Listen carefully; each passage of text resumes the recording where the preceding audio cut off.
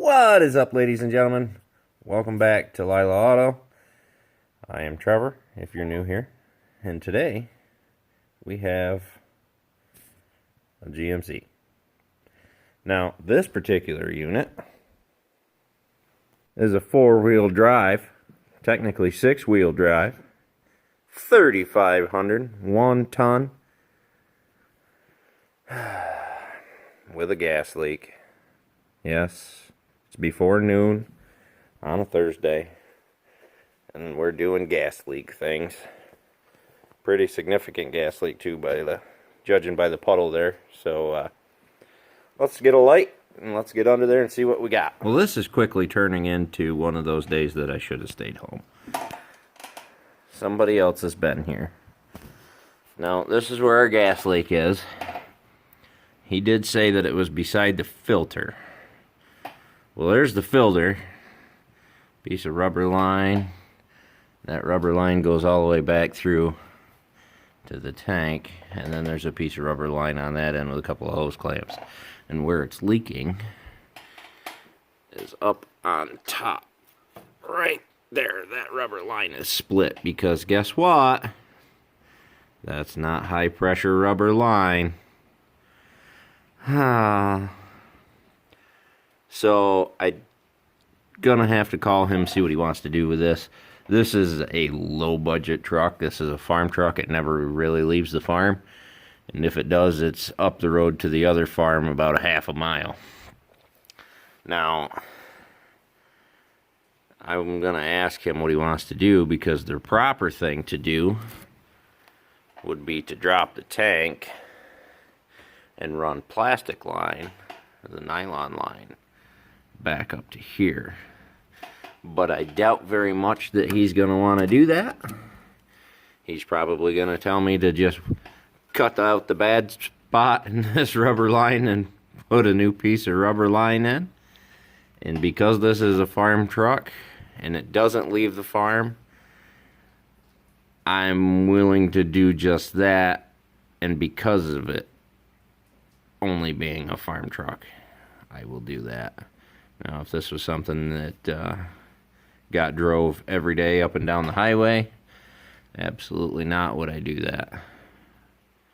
But because of what it is, I know the guy. I know how much he drives this truck. It's not very often. It goes probably 1,000 miles a year, if that. So let me give him a call and see what he wants to do here. Now, as previously expected, I got a hold of the customer. He said if we can just get by with the very bare minimum, then that's what we're going to do. So we're going to cut out the bad part, splice it back together, and move on about our day. So let's get after it. I think, I don't know what the best way into this sucker's gonna be. I don't know if you guys can see anything that I'm doing or not, because it's right up in there where you can't get to the dang thing.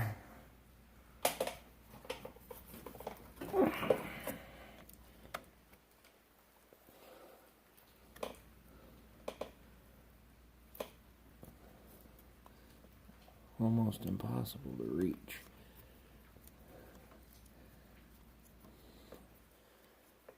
And I told this fella, I said, because whoever did this last time didn't use high pressure rubber line, that the chances of this happening again in the very distant future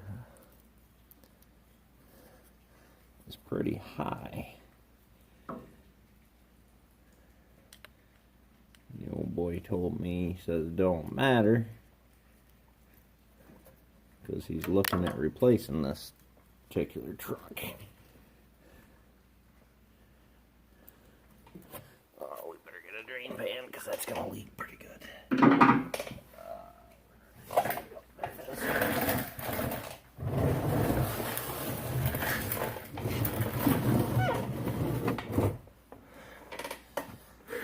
Sorry for the noise, guys. My garage is not tall enough to pick this truck up all the way. So, oh yeah.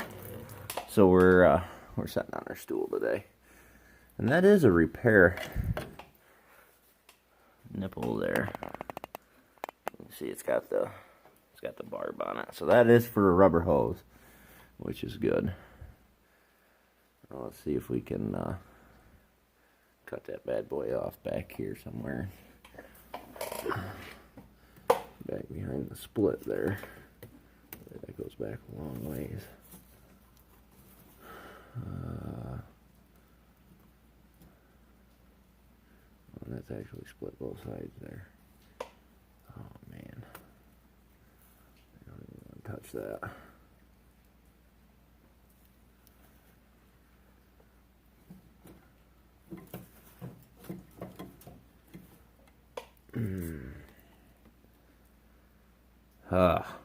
Oof.